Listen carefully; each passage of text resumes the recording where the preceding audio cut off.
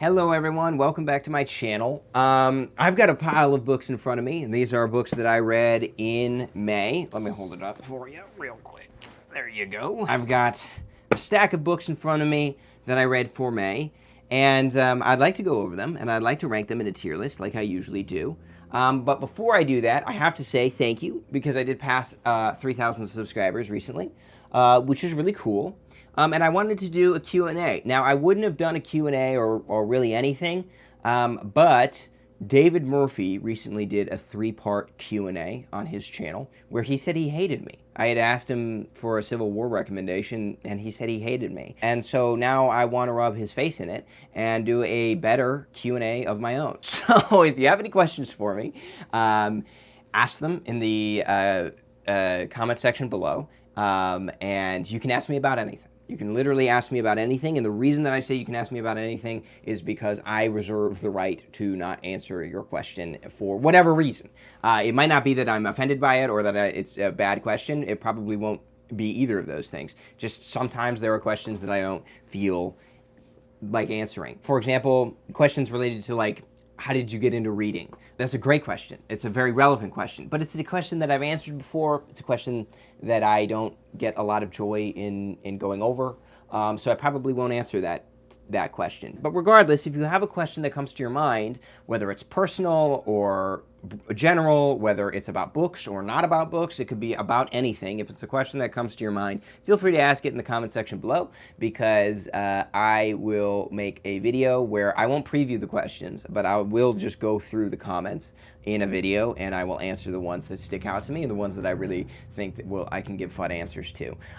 So anything that comes to you, feel free to ask it. If you want to be a jerk, you can, because I'll just make fun of you in the next video. But David Murphy needs to be put in his place, because he could just put out a 3-part Q&A video that's longer than Wagner's Ring Cycle after he's just been gone from BookTube all of these years, nukes his videos. He clearly thinks he's a hotshot, so I need to put him in his place, and I need to do a Q&A video of my own. Plus, we just passed 3,000 subscribers, so I feel like it's a pretty auspicious occasion. Anyway, I've got the iPad in front of me. I should just mention I'm joking. David Murphy is great. That Q&A series is awesome, but just don't tell him I said that. Let's go over the categories. So the first category at the bottom is the Just No category, or I'll just put it on the screen. The Just No category is for books that I have no patience for in one way or another, and I don't really see myself going back to them for any reason. Above that is the Not Right Now, I Guess category, which is like books that are not for me, but books that I might go back to at some point. Then there's the Could Have Lived Without It category. This is like the equivalent of like a C tier on like a regular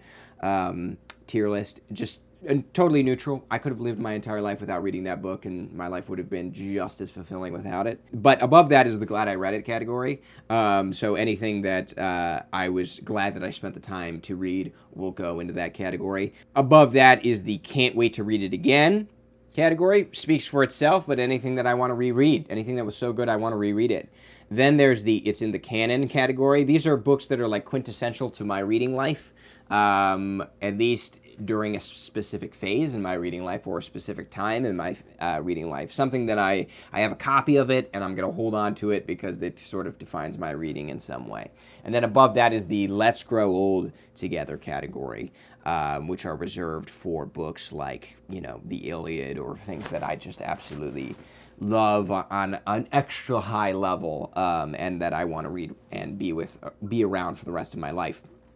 No books this year have reached that level, but we've got a month coming up that there might be a couple in there for sure. But anyway, let's get started on this month's reading, or last month's reading rather. This is Ivanhoe, Sir Walter Scott. I should mention what the reading was. So in the month of May, if you didn't see my May TBR, totally understandable, I have a lot of things related to the Middle Ages. So almost everything here is related in some way to the Middle Ages. This is a book that's set in the Middle Ages. It wasn't written in the Middle Ages, but it was set in the Middle Ages, and it was great. I really liked reading it. I actually made a video about that book, where I talked about it in a video. I'm going to put it up in the Glad I Read It category, because I am glad that I read it, and I'm hoping, and I'm pretty sure, there's going to be other Sir Walter Scott novels that I like a little bit more than Ivanhoe. And I mentioned in that video that my only reservation with Ivanhoe was that it was so new to me, and it was a very sort of fish out of water feeling. That's not something I'm holding against it, it's just something that I was feeling as I was reading it. And so I just need to get a little bit more acclimated, I think, to Walter Scott in general before I really fall in love with his stuff. After that is Dan Jones's biography of Henry V, The Astonishing Triumph of England's Greatest Warrior King. And I should mention that the majority of the reading that I spent this month doing in the Middle Ages was based around biographies. So this is the biography of Henry V as a sort of late medieval figure. It was just put out by Dan Jones, and it is going to go in the just no category for me. Which feels bad to do, poor Dan Jones in his leather jacket, but I can't stand biographies written like this. I was hoping that Dan Jones was going to prove me wrong, and that this was going to be great, and that I was going to be singing its praises, but alas, I can do no such thing, because I personally didn't like it. It doesn't mean it's an objectively bad book, it just means that this is not the type of biography that I like to read, because it's so narrative-based, it's so narrative-driven. He's using so many novelistic techniques, which he's obviously very talented at doing, but for me, when I'm reading a biography, that's not what I'm looking for. And I've just come to realize that that is a rule that applies down the line, whether you're Dan Jones or not. And fortunately, there are definitely biographies on this list that were right up my alley. Namely, well, let's start with this one. This is Justinian. This is a biography of Justinian by Peter Sarris. This is also pretty new. This came out 2023, I think. The soft cover just came out of this, actually, which I really like. I really like the look of that soft cover. This one has the same mosaic as the Procopius Secret History volume does from Penguin. I read both of these this month, and I would love to make a video about this, the history behind the Secret History. If you don't know, Procopius' Secret History is one of the most interesting documents that survive from the Byzantine world. Maybe it's the most iconic document that survives from the Byzantine world. I don't know. I'll have to think about that. What an amazing reading experience reading these two back-to-back was. This biography by Peter Sarris is great. I'm going to put it in the Glad I Read It category. I loved all the aspects of this that related to Procopius's charges in The Secret History. If you don't know, The Secret History was a manuscript written by a court historian for Justinian, that basically drags Justinian in the most unholy way possible, and Justinian's wife, Theodora, in the most vile ways that anyone could possibly be dragged. It's one of the most interesting and just engaging things to read, because Procopius he's describing Justinian as being so evil that he is actually literally demonic. It's not just that he's a bad guy, it's that he's demonic, and it's not just that he's demonic, it's that his head detaches from his body and floats around the halls of his palace. That's how demonic he is. I mean, imagine reading that from somebody who has that much of a chip on their shoulder. It's fascinating. And obviously not true. A lot of that couldn't have happened. But it's interesting to think why Procopius did this, who Procopius was, who Justinian was, and reading these two back-to-back is a fantastic reading experience that I really loved. I'd love to make a video about both of these at some point. Let me know if you think that's interesting. I don't like to do videos where I divulge a bunch of information because I'm not an expert on anything, but as a reading experience, I think I could talk about that a little bit more eloquently. This was great. Really well researched, much more in line with what I like to read. I'm going to put it in the Glad I Read It category for now, but as far as Procopius' Secret History goes, that's going to go up into it's in the canon. Even though I happen to, after reading Peter Sarris' biography on Justinian, I do think that Procopius was probably a prick. Like, If you just read The Secret History, you might think that he's got a lot of things going for him in terms of like, well, he was probably really wronged by Justinian, and he probably was. But at the same time, after reading it, and particularly the charges that he levels at Theodora, I think a lot of those were completely unfair. And you could tell that just based on reading it, but unfair in the sense that I don't think that she just deserved them. And I feel that more now after reading the Sarris biography. But anyway, I'll get into that more if I make a video about it separately. And the last biography I read for this month was Marion Turner's biography on Chaucer, A European Life. This, as far as a biography goes, is one of my favorites. It's incredible. Part of me really wants to put it in, it's in the canon. I'm going to put it in the can't wait to read it again category for now. But honestly, it probably should be. It's in the canon. I loved it. I thought it was fantastic. Chaucer lived a life that was historians have often used as a window into the Middle Ages, and Marion Turner takes that and runs with it. She writes a biography where Chaucer, that includes all the information about Chaucer that you could ever want, but so much more.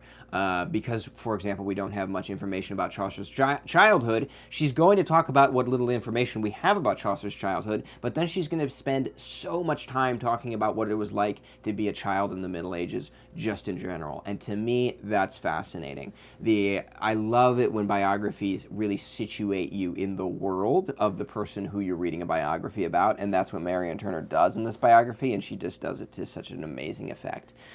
So I absolutely loved it. After that, we've got Lost Enlightenment by Peter Starr. I'm going to be honest, this is another book that I really want to put it's in the canon, but I'm also going to put this in the can't wait to read it again category. A couple of people have been asking me what I think about this. If you have any interest at all in Central Asia, then you've got to read this. That is my judgment on it. Obviously, I could go into more detail, but this book is fantastic, and it is so interesting, and it's so useful to anyone who's interested in this topic of Central Asia. Here, Frederick Starr asks what's known as the Needham question, but for Central Asia. I'd love to go into more detail about it at some point. I had such a wonderful time with it. It made me want to read so many more things about and also from Central Asia, which you know means that you're reading a great biography or a great book about a certain subject. It's got to go in the can't wait to read it again category at least, but with time, I just don't see myself giving up this volume for sure, and I'm going to read it again, and I'm sure it's going to end up in my personal canon. But anyway, we'll leave it there for now.